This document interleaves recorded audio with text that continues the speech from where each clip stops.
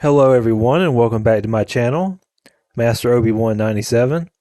My name is Josh, and in this video I'm going to start reviewing the Star Wars The Clone Wars movie, which came out in 2008, and it was released before the start of the series on TV, and was also meant to advertise the series starting on TV. Anyway, with the Clone Wars movie, I think the movie is okay.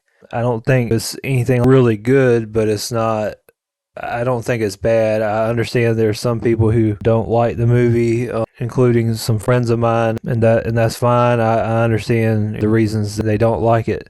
But for me personally, I think it's okay. So anyway, I'm going to start reviewing it in this video. So anyway, the movie starts out with a newsreel instead of an opening crawl, and I do like this. To me, it was a different way of opening a Star Wars movie than with the traditional opening crawl, though of course I like the opening crawl openings as well. I like the remix of the Star Wars theme or the Clone Wars theme. So anyway, as the movie opens, the narrator explains that the galaxy is divided and that Count Dooku's droid army has seized control of the major hyperspace lanes after the Battle of Geonosis, and that because of this, the Jedi generals have been struggling to gain a foothold in the Outer Rim. And also, the narrator explains that meanwhile, Jabba the Hutt's son has been kidnapped, and that desperate to save his son, Jabba turns to the Jedi to help.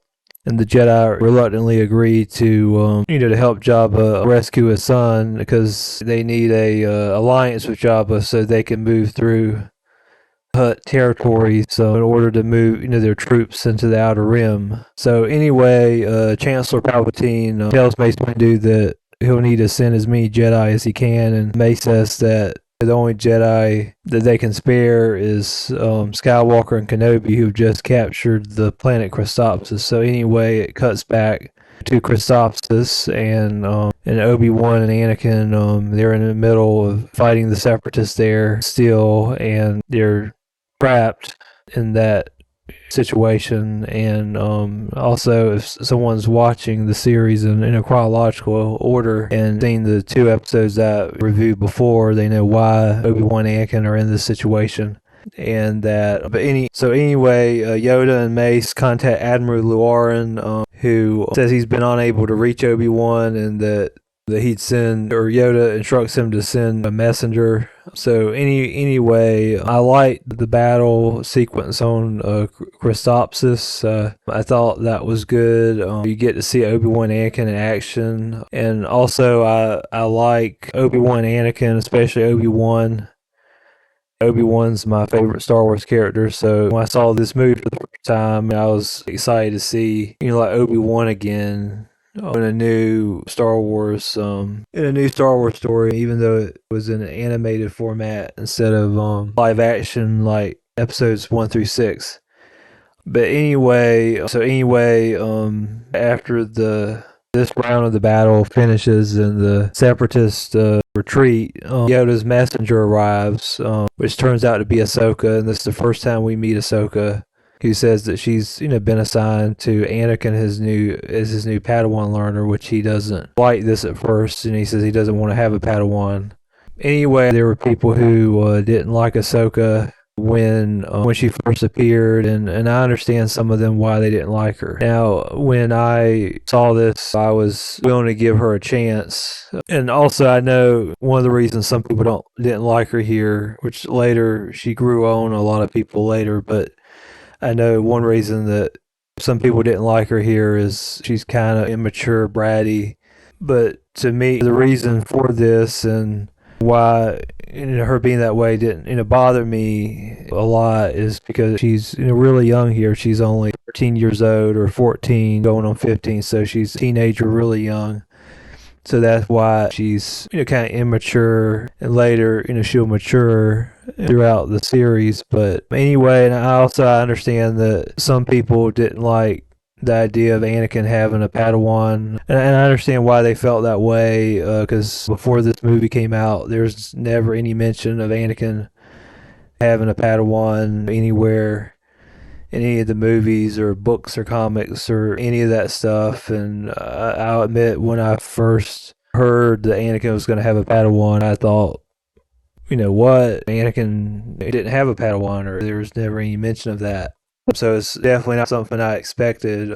But I knew it was an idea that George Lucas came up with. And anyways, but since I knew Mr. Lucas came up with the idea, and I trusted Mr. Lucas, since he's the one who created Star Wars, I knew he had a good reason for why he gave Anakin a Padawan. And I think after watching the series, I think it worked.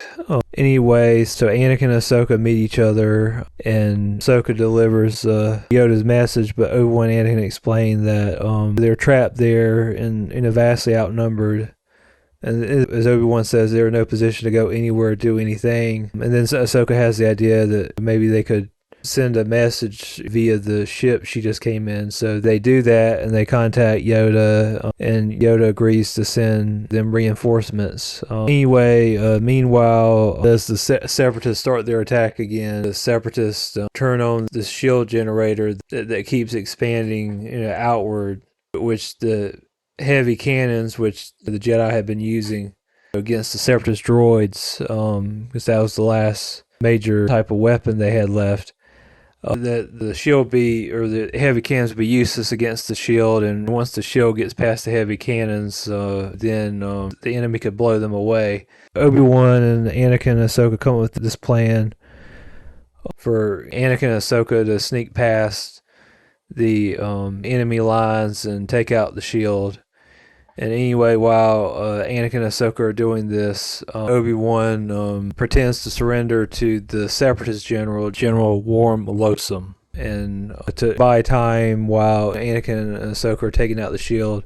So anyway, Anakin and Ahsoka take out the shield, and then Obi-Wan, after this happens, he captures General Losum, and then Yoda shows up with reinforcements. So anyway, this open sequence of the movie I thought was good, or at least okay. There's action in it, which I like, with the Jedi and the clones. So anyway, there's a scene where Anakin tells Ahsoka that she's reckless and that she wouldn't have made it as Obi-Wan's Padawan, but that she might make it as his. And I did like the scene, and it shows Anakin starting to accept Ahsoka, or before he didn't, the idea of having a Padawan at all. So and it shows him coming around to the idea.